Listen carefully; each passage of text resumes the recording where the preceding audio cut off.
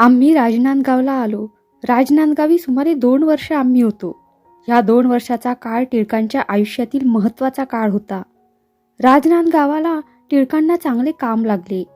तेथील राजेसाहेबांनीच त्यांना बोलावून घेतले होते. शिक्षकाचे, हुजूर कारकुनाचे व शेवटी सरकारकुनाचे अशी कामे त्यांनी तेथे केली.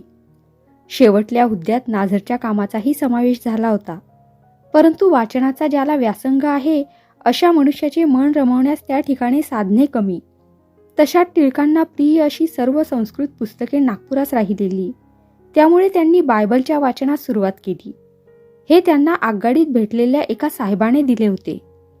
इकडे हे वाचन चालू असता त्यांच्या स्वभावाप्रमाणे लेखन, व्याख्याने व अडल्या नडलेल्यांची सेवा ही चालूच होती. येथे आल्यावर टिळकांनी उर्दू शिकण्यास एक मुळशी ठेवून त्याच्यापासून ते उर्दूचे पाठ घेत. इंग्रजी पुस्तकेही पुष्कळ वाचित व कित्येक पाठ करीत. ती पुस्तके कोणती हे मला नुसत्या आठवणीने सांगता आले नसते, पण त्यांच्या डायरीवरून दिसून येते की सिसरो व लेटर रायटर ही त्यांनी पाठ केली होती. बायबलचा फार जोराचा अभ्यास चालला होता असेही डायरीवरून दिसते. प्रसिद्ध ख्रिस्ती लेखक बाबा पद्मनजी व रेव्हरंड डॉक्टर ॲक्ट यांचा व त्यांचा पत्रव्यवहार होता व बहुत करून त्यांच्या सूचनेवरून त्यांनी बरीच ख्रिस्ती पुस्तके वाचली असावी. मी माझ्याकडूनही लिहिण्या वाचण्याचा प्रयत्न करी, पण ते त्यांच्या मनाला येत नसे. माझे लिहिणे वाचणे तेव्हापासून आजपर्यंत अगाध आहे. पेन्सिल, टाक, लेखणी, शेवटी आगपेटीची काडी देखील मला चालते. टिळक डायरीत म्हणतात, दत्तू गृहस्थ गात आहेत. पुढील श्लोक शिकवतो. देवा मला दे बळ खेळण्याला, जगातली मौज पहावयाला. बाईस नानास सुखात ठेवी, प्रभो विनंती मम ऐकावी. लक्ष्मी काडीने हा श्लोक लिहून घेत आहे. 100 वेळा एक एक चरण सांगितला तरी पत्ता नाही. चुका तर कितीतरी. हा रखमाबाई खांबेटीचा अवतार. ढोरासारखे काम करील. तोंडाळपणामुळे सर्वांस अप्रिय होईल. रखमाबाई खांबेटी म्हणजे आत्याबाई. ती नुकतीच येऊन गेली होती. राजनांदगावाला दत्तूच्या पाठचा भाऊ जन्मला. टिळकांनी एक नाटक लिहिले होते. त्या दिवशी ते नाटक बसवायला टिळक शाळेत का वाड्यात गेले होते. दुसऱ्या दिवशी सकाळी टिळक नाटकाहून आले. दुसरा मुलगा पाहून त्यांना फार आनंद झाला. त्यांनी जलालपुरात आत्याबाईंना तार करून मुलगा झाल्याचे कळवले. लवकरच आत्याबाई आल्या. आत्याबाईंचे व टिळकांचे नेहमीचेच खडाष्टक. ती आल्यानंतर टिळकांचा घरात पाय ठरेनासा झाला. माझी मात्र अडकित्त्यात सापडलेल्या सुपारीसारखी स्थिती झाली. आत्याबाईंची घरात सारखी कुरकुर चालायची. ती म्हणे, येथे कशाला राहिलीस? जलालपुरास का नाही आलीस? टिळकांना काही आणण्यास तिने सांगितले की टिळक बाहेर जात व तिकडेच जेवून येत. घरी आल्यावर आत्याबाई हटकून त्यांना काहीतरी बोले. ती बोलली की त्यांनी माडीवर जाऊन एखादे सुंदरसे काव्य तिच्यावर रचावे व ते मोठमोठ्याने म्हणण्यास सुरुवात करावी.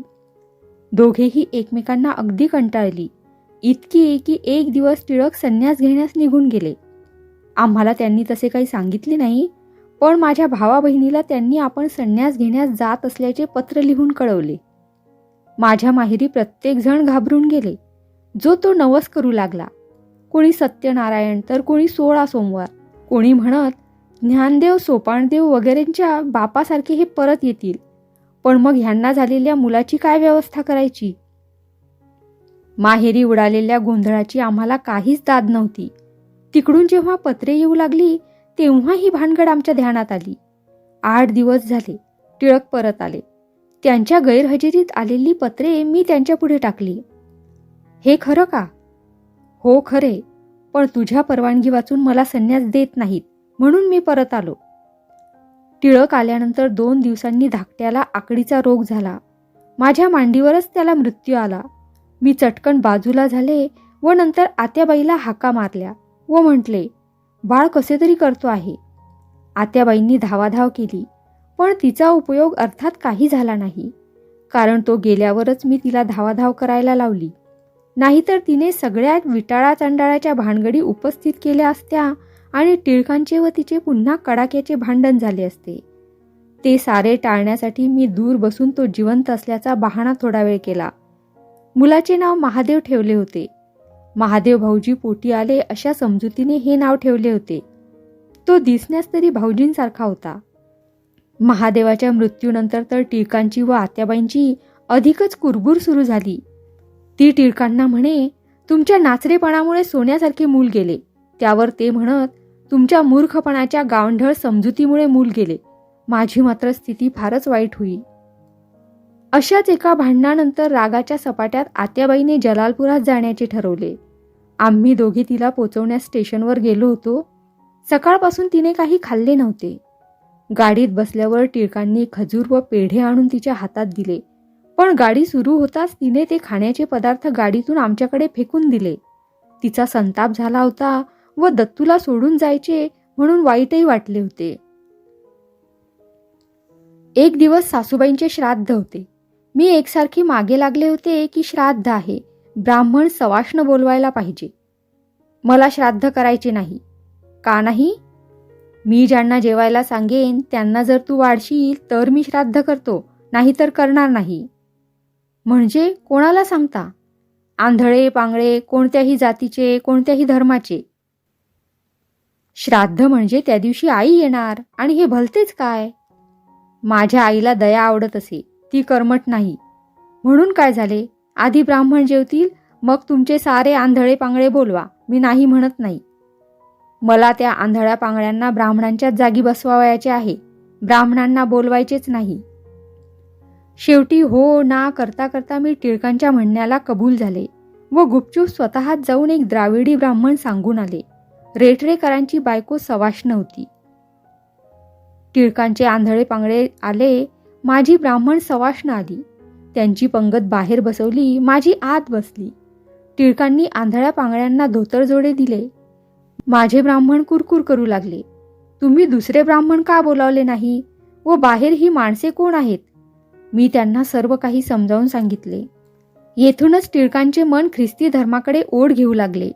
ख्रिस्ती धर्माविषयी ते आपल्या डायरीत म्हणतात, ख्रिस्ती धर्माकडे माझ्या मनाची प्रवृत्ती होत आहे. केवळ हिच्या धाकाने मी अडलो आहे.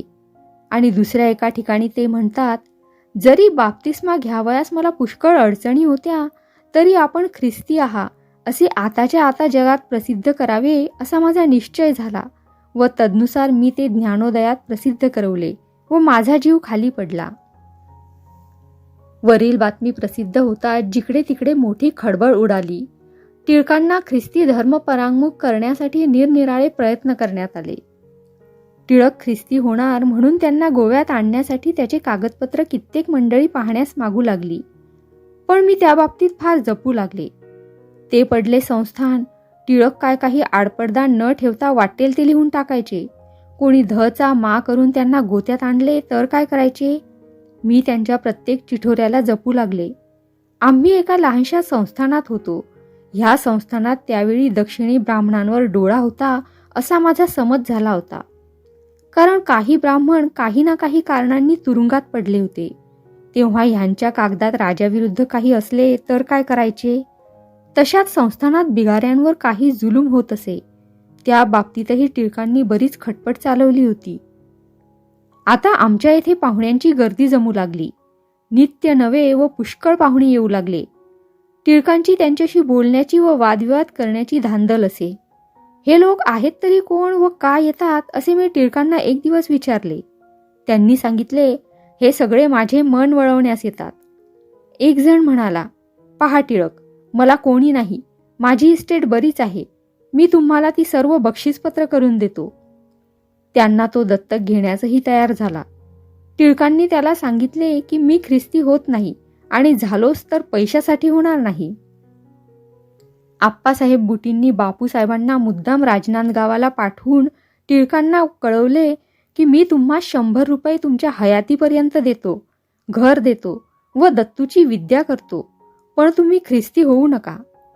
टिळकांनी बापूसाहेबांची समजूत करून त्यांना परत लावून दिले. टिळक ख्रिस्ती होणार अशी बातमी नाशकास पेणशांना कळली. तेव्हा त्यांचे पत्र आले की तुम्ही मजजवळ येऊन राहा, मी तुम्हाला जन्मभर पोशीन व दत्तूची विद्या करीन. तुम्ही माझ्या येथे मांस मच्छी खा, वाटेल ते घ्या, मी तुम्हाला मुळीच मना करणार नाही, पण तुम्ही ख्रिस्ती होऊ नका. श्रीमंत आप्पासाहेब बुटींच्या ठिकठिकाणी पेढ्या होत्या. त्या प्रत्येक ठिकाणी टिळकांच्या हालचालींवर नजर ठेवण्याविषयी आप्पासाहेबांचे निरोप गेले. बापूसाहेबांनी जाताना मला हे सर्व सांगितले व पैसेही दिले. जर काही कमी जास्त वाटले तर आम्हाला ताबडतोब तार करा. आम्ही काहीतरी करून त्यांना अटकवून ठेवू. त्यांच्यावर कर्ज दाखवून शेवटी तुरुंगात ठेवू. पण त्यांना ख्रिस्ती होऊ देणार नाही. तुम्ही काही काळजी करू नका. परंतु ह्या सर्व प्रलोभनांचा किंवा युक्त्यांचा काही उपयोग झाला नाही. टिळकांनी राजनांदगावच्या कामाचा राजीनामा दिला. माझी व दत्तूची रवानगी नाशकास झालीच होती. टिळक मुंबईस गेले व तिकडेच 10/2/1895 रोजी त्यांचा बाप्तिस्मा झाला. बाप्तिस्म्याची बातमी हा म्हणता वाऱ्याप्रमाणे चहूकडे पसरली. तिची आच मला लागू नये म्हणून माझ्या भावा बहिणींनी व मेहुण्याने अतोनात श्रम घेतले. आपण ऐकतो ती बातमी खरी आहे का हे पाहण्यासाठी पेन्शननी केशवराव मामास मुंबईस पाठवले. तेथे पेन्शनचे पुतणे बाळासाहेब होते. टिळक बाप्तिस्म्यानंतर वसईस गेले होते. तेथे केशवराव मामांनी व बाळासाहेबांनी त्यांच्या मागोमाग जाऊन त्यांची गाठ घेतली. टिळकांनी त्यांना विचारले, तुम्ही का आला? केशवराव म्हणाले, तुमचा तपास करायला आलो. टिळक म्हणाले, मी ख्रिस्ती झालो आहे. तुम्ही आपल्या बहिणीला सांभाळा. नाशकासनी जलालपुरास गंगा आहे. ती जीव देईन. तिच्याकडे लक्ष ठेवा. केशवराव मामा म्हणाले, जीव दिला नाही तर जिवंत राहिली. आता तुमचा तिचा काही संबंध राहिला नाही.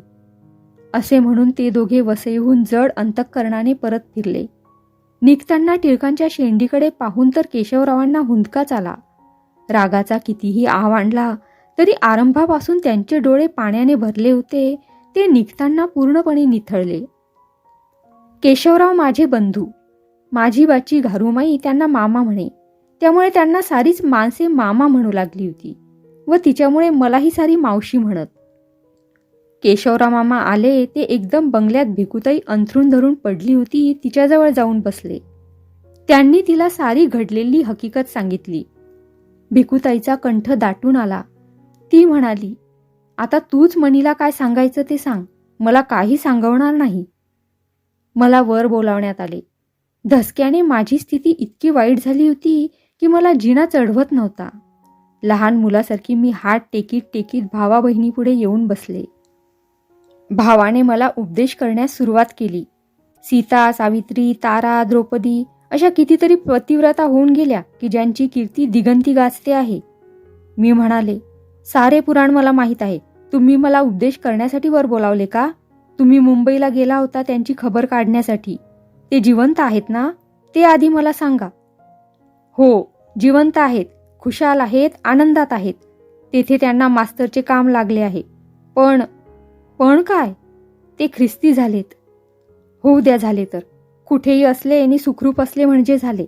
ते गेले तर त्यांनी काय माझ्या कपाळाचे कातडे थोडेच काढून नेले आहे? असे म्हणून मी ताडकन उठले व झरझरा जिन्याच्या पायऱ्या उतरून खाली आले. पण खाली पोचताच माझ्या अंगातील सर्व शक्ती नाहीशी झाली. दारात घरातील इतर स्त्रिया उत्सुकतेने उभ्या होत्या. त्यांनी मला धरून खाली बसवले. सर्वांना ही बातमी माझ्या आधीच कळली होती. त्या माझी समजूत करू लागल्या. जाऊ दे गेला तर. देवाने तुला सोन्यासारखा मुलगा दिला आहे. एक लाल नि पृथ्वीचे मोल. तो उद्या तुझे पांग फेडील. जितके तू कष्ट सोसतेस तितके पुढे सुख भोगशील. पण तो सारा बोध पालथ्या घागरीवर पाण्यासारखा होता. मी एखाद्या दगडासारखी झाली होते. माझ्या डोळ्यांना अश्रूचा टिपूस येईना. रात्री आमचे बहुतेक नातलग पेन्शनच्या घरी निजायला आले होते.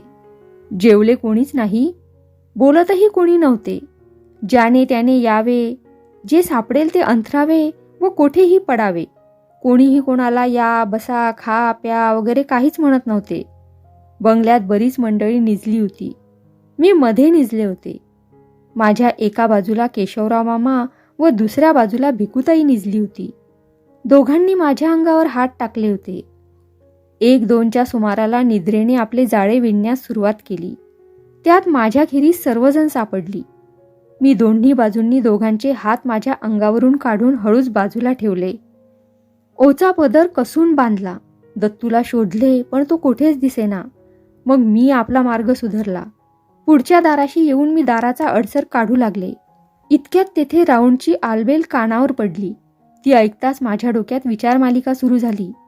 जर मला ह्या लोकांनी पकडून चौकीवर नेऊन बसवली व उद्या चौकशी सुरू झाली तर ही अमक्या अमक्याची मेहुणी म्हणून बाहेर जग बडबडणार व बिचाऱ्या नानासाहेबांना माझ्यासाठी खाली पाहावे लागणार.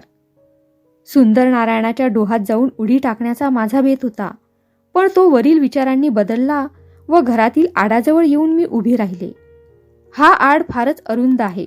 पुन्हा विचार आला, ह्यात मी जीव दिला तर मला बाहेर काढणार कसे?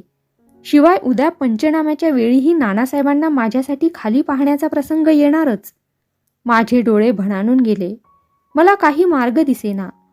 मी आपल्या जागी हळूच येऊन परत निजले.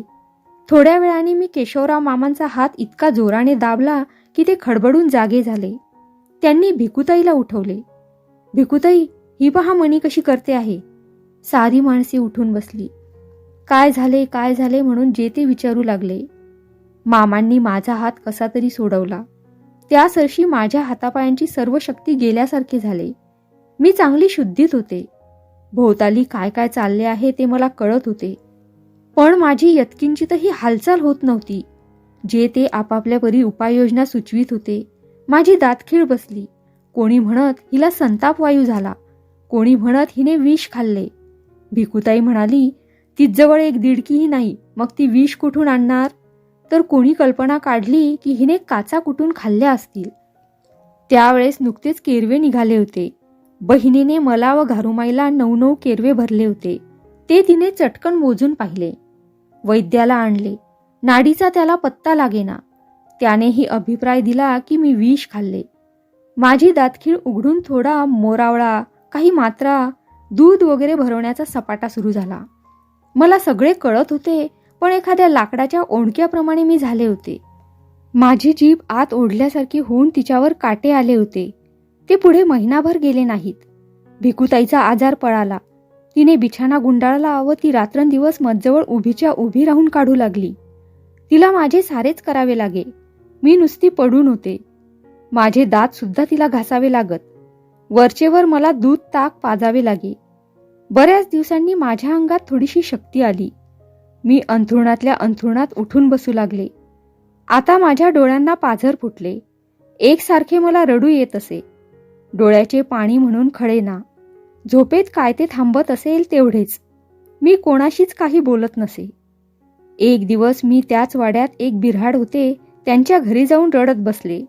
दत्तू आपला बहुतेक वेळ आपल्या मावशीजवळ घालवीत असे, पण त्यावेळी मला दुसरीकडे बसलेली पाहून तो मजजवळ आला व त्याने माझा हात धरून मला तेथून उठवून देवघरात नेऊन बसवले. तेथे नेऊन बसवल्यानंतर तो मला म्हणाला, बाई, तू आपल्या मामा मावशींच्या घरात रड, लोकांच्या घरात रडू नको. तुला काय हवे ते सांग. घारुमाईसारखे पुष्कळ दागिने पाहिजेत का? का मावशीसारख्या सरीवाकी पाहिजे? का मोठ्या काठांची लुगडी पाहिजेत? सांग, पण अशी उगीच रडू नको.